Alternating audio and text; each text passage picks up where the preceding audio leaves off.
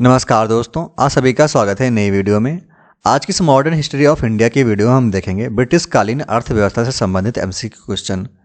तो चलिए हम वीडियो को स्टार्ट करते हैं। सबसे पहला क्वेश्चन हमारा, भारत में प्रथम आधुनिक जूट स्पाइनिंग मिल की स्थापना वर्ष 1855 में कहाँ की गई थी? तो इसका सही आंसर ऑप्शन सी, जो कि कलकत्ता में। क्वेश्चन से याद रखने वाला पॉइंट है, इंग्लैंड मिल भारत में स्थापित पहली जूट मिल थी। इस मिल की स्थापना 1855 में ब्रिटिश उद्यमी जॉर्ज एकलैंड और बंगाली फाइनेंसर बाबू बाय सुम्बर सेन द्वारा रिसरा बंगाल प्रेसिडेंसी ब्रिटिश भारत में की गई थी, जो वर्तमान में पश्चिम बंगाल है। 1847 के विभाजन के बाद जूट मिल भारत में रही, लेकिन जूट उत्पादक क्षेत्र का 3/4 हिस्सा बांग्लादेश में चला गया, जो उस टाइम पे पाकिस्तान हुआ करता था। भारत कच्चे जूट और जूट के सामान बनाने का सबसे बड़ा उत्पादक है। बांग्लादेश के बाद निर्यातक के रूप में इसका दूसरा स्थान है। लगभग 73% जूट केंद्र पश्चिम बंगाल में है। कुल 108 जूट मिलों में से 79 पश्चिम बंगाल में स्थित है। इसकी वजह से भारत का पश्चिम बंगाल राज्य भारत में सबसे बड़ा जूट उत्पादक राज्य है। अगला क्वेश्चन है, भारत में पहला वास्प चालित सूती उद्योग कहाँ खोला गया था? तो इसका सही आंसर ऑप्शन सी, जो कि है बम्बई में। क्वेश्चन से याद रखने वाला पॉइंट है, भारत की पहली सूती मिल बम्बई में स्थापित की गई थी। बम्बई में स्थापित होने वाली पहली सूती मिल का नाम था Bombay spinning and weaving company. इसकी स्थापना 7 जुलाई 1853 को काव साजी नानाभाई दावर ने और उनके सहयोगियों ने ताड़देव में की थी। सर विलियम फेयरवेयर ने इस कंपनी को डिजाइन किया और उत्पादन 1856 में शुरू किया। सूती कपड़ा मिल देश के पश्चिमी हिस्सों जैसे महाराष्ट्र, गुजरात में केंद्रित थे, जबकि जूट उद्योग पश्चिम बंगाल में केंद्रित था। अगला क्वेश्चन है, भारत का पहला आधुनिक लौह इस्पात उद्योग था। तो इसका सही आंसर ऑप्शन सी, जो कि the Bengal workers company. Question से याद रखने वाला पॉइंट है, भारत में देश का पहला लौह उद्योग कारखाना 1874 ईस्वी में कुल्टी में बंगाल आयरन वर्कर्स के नाम से स्थापित किया गया था, जो कि प्रेजेंट टाइम में आसनसोल पश्चिम बंगाल में स्थित है। अगला क्वेश्चन है, धन निकासी के सिद्धांत के प्रतिपादक कौन थे? तो इसका सही आंसर ऑप्शन डी, जो कि दादा भाई नौरोजी। क्वेश्चन से याद रखने वाला पॉइंट है, दादा भाई नौरोजी ने 1867 में धन निकासी की परिकल्पना का प्रस्ताव रखा, जिसमें उन्होंने दावा किया कि ब्रिटेन भारत से उसकी सारी संपत्तियां खत्म कर रहा है।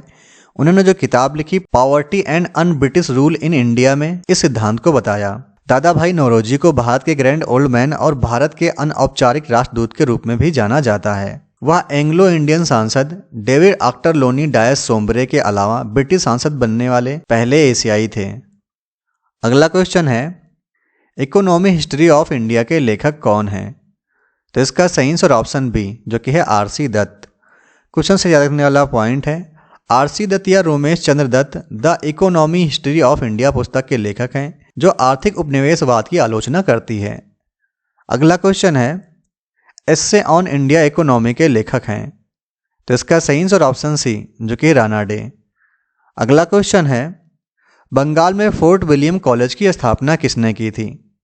तो इसका सही आंसर ऑप्शन बी, जो कि है लॉर्ड विले जली ने।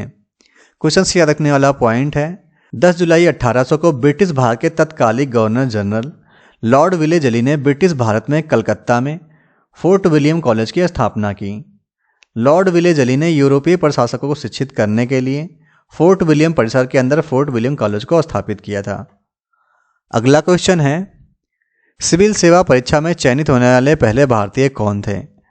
तो इसका सही आंसर ऑप्शन है, जो कि सत्येंद्र नाथ टैगोर। क्वेश्चन से याद रखने वाला पॉइंट है, सत्येंद्र नाथ टैगोर का जन्म 1 जून 1842 को कलकत्ता में हुआ था।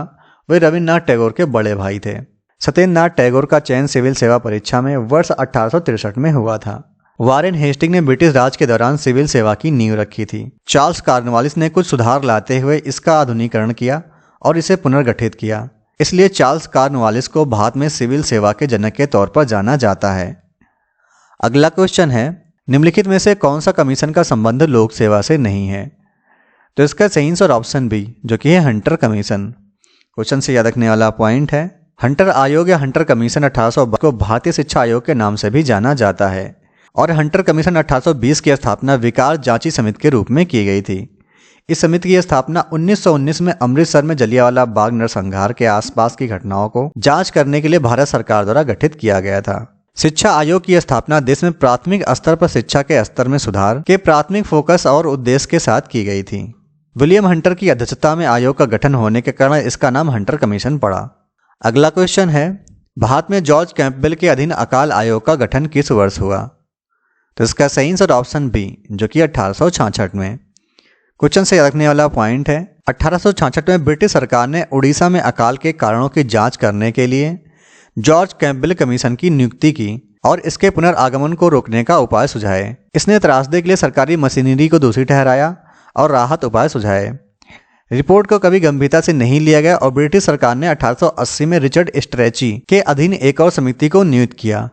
इसने निम्नलिखित सिफारिशें की, जिसमें सबसे पहला था, अकाल संहिता तैयार किया जाना चाहिए, सिंचाई सुविधाओं का विकास किया जाना चाहिए, अकाल के दौरान भू राजस्व का संग्रह तुरंत निलंबित कर दिया जाना चाहिए और भू राजस्व को हटा दिया जाना चाहिए। भारत में किसान और कृषि स्थितियों के बारे में डेटा एकत्रित किया जाना चाहिए। अकाल निधि की स्थापना की जानी चाहिए। अगला क्वेश्चन है, निम्नलिखित में से कौन सा कमीशन उद्योग के विकास से संबंधित है? तो इसका सही आंसर ऑप्शन डी, जो कि हॉलैंड कमीशन। अगला क्वेश्चन है, भारत में अंग्रेजों की लूट किस महत्वपूर्ण घटना के बाद शुरू हो गई थी? तो इसका सही आंसर ऑप्शन है, जो कि प्लासी के युद्ध के पश्चात। क्वेश्चन से याद रखने वाला पॉइंट है, प्लासी की लड़ाई 23 जून 1757 को उत्तर पूर्वी भारत में लड़ी गई थी। रॉबर्ट क्लाइव के नेतृत्व में ब्रिटिश ईस्ट इंडिया कंपनी की सेना बंगाल के आखिरी नवाब सिराजुद्दौला और उनकी सहयोगी फ्रांसीसी सेना के खिलाफ आई थी। क्लाइव की जीत के कारण ब्रिटिश भारत में सबसे बड़ी आर्थिक और सैन्य शक्ति बन गई थी। अगला क्वेश्चन है, ब्रिटिश काल में भारत में निम्नलिखित में से किस भू राजस्व व्यवस्था को नहीं अपनाया गया? तो इसका सही आंसर ऑप्शन डी, जो कि 10 साला व्यवस्था। क्वेश्चन से याद रखने वाला पॉइंट है, 10 साला या 10 साल बंदोबस्त भूमि कराधान की एक भारतीय प्रणाली है, जिसे 1580 में अकबर के शासनकाल में शुरू किया गया था। यह प्रणाली अकबर के वित्त मंत्री राजा टोडरमल द्वारा शुरू की गई थी। इसके अंतर्गत विभिन्न फसलों की औसत उपज के साथ साथ पिछले 10 वर्षों में प्रचलित औसत कीमतों की गणना की जाती थी और औसत उपज का 1/3 हिस्सा राज्य को दिया जाता था। अगला क्वेश्चन है, वर्ष 1853 ईस्वी में लॉर्ड डलहौजी ने जो पहली टेलीग्राम लाइन शुरू की थी वह किसके बीच थी? तो इसका सही आंसर ऑप्शन डी, जो कि कलकत्ता और आगरा। अगला क्वेश्चन है, अंग्रेजों द्वारा बनाई गई कौन सी भू राजस्व व्यवस्था कृषकों को हित को अधिक सुरक्षा प्रदान करती थी?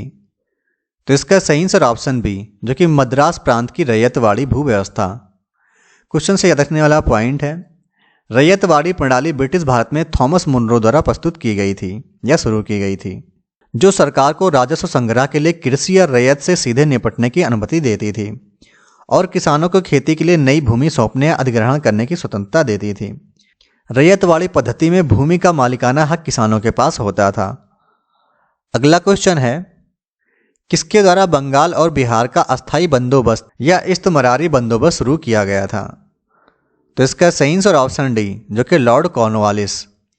क्वेश्चन से याद रखने वाला पॉइंट है, अस्थायी बंदोबस्त या परमानेंट सेटलमेंट ऑफ बंगाल, जिसे इस्तमरारी बंदोबस्त के नाम से भी जाना जाता है, इसे 22 मार्च 1793 ईस्वी में बंगाल के गवर्नर जनरल लॉर्ड कॉर्नवालिस ने शुरू किया था। इस व्यवस्था के अनुसार जमींदारों को भूमि का स्वामी माना जाता था। जमींदारों तथा उनके उत्तराधिकारियों को शाश्वत रूप से इसी दर से भूमि कर देना होता था। अस्थायी बंदोबस्त के तहत जमींदार किसानों से वसूले गए कुल रकम का 10वां भाग या 10/11वां भाग या 10/11वां भाग कंपनी को देते थे। शेष 1/11वां भाग स्वयं रखते थे। यदि कोई जमींदार निर्धारित तिथि तक भू राजस्व की निश्चित राशि नहीं जमा करता था तो उसकी जमींदारी नीलाम कर दी जाती थी। अगला क्वेश्चन है, भारत में ब्रिटिश भू राजस्व प्रणाली का निम्नलिखित में से किसने अधिक लाभ प्राप्त किया? तो इसका सही आंसर ऑप्शन सी, जो कि है जमींदार। अगला क्वेश्चन है, अंग्रेजी शासनकाल में भारत का कौन सा क्षेत्र अफीम उत्पादन के लिए प्रसिद्ध था? तो इसका सही आंसर ऑप्शन है, जो कि है बिहार। अगला क्वेश्चन है, 18वीं सदी में बंगाल में वस्त्र उद्योग के पतन के लिए उत्तरदायी कारण था? तो इसका सही आंसर ऑप्शन सी, जो कि ब्रिटेन को निर्यात करने वाले माल पर उच्च तट कर। अगला क्वेश्चन है, भारत में प्रथम रेल लाइन निम्नलिखित में से किसने बिछवाई थी? तो इसका सही आंसर ऑप्शन सी, जो कि है जॉर्ज क्लार्क। क्वेश्चन से याद रखने वाला पॉइंट है, लॉर्ड डलहौजी को भारत में रेल का जनक कहा जाता है। भारत के पहले रेल मंत्री थे जॉन मथाई।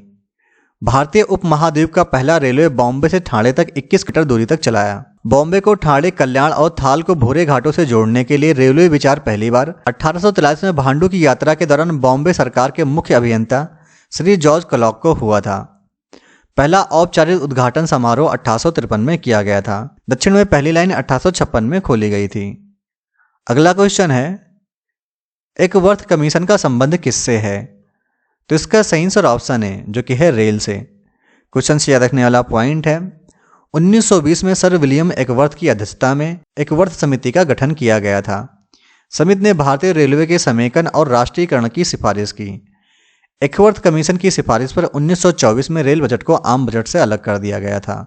अगला क्वेश्चन है, अंग्रेजों द्वारा सर्वप्रथम कहवा बागान कहाँ लगाए गए थे? तो इसका सही आंसर ऑप्शन डी जो कि है वायनाड जनपद में। अगला क्वेश्चन है, हंटर कमीशन संबंधित है, तो इसका सही आंसर ऑप्शन है जो कि है शिक्षा से। अगला क्वेश्चन है, भारत में पहली बार सिविल सेवा की परीक्षा कहाँ पर आयोजित की गई थी? तो इसका सही आंसर ऑप्शन बी जो कि है इलाहाबाद।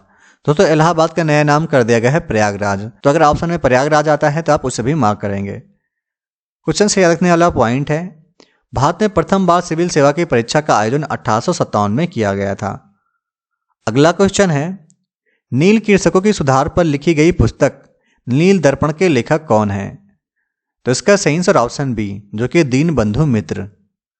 अगला क्वेश्चन है, इंग्लैंड डेब्यू टू इंडिया के लेखक कौन है? तो इसका सही आंसर ऑप्शन डी जो कि दादा भाई नौरोजी। क्वेश्चन से याद रखने वाला पॉइंट है, the wants and needs of India, on the commerce of India, poverty and un British rule of India, इन तीनों पुस्तकों के लेखक कौन है? तो वह है दादा भाई नौरोजी।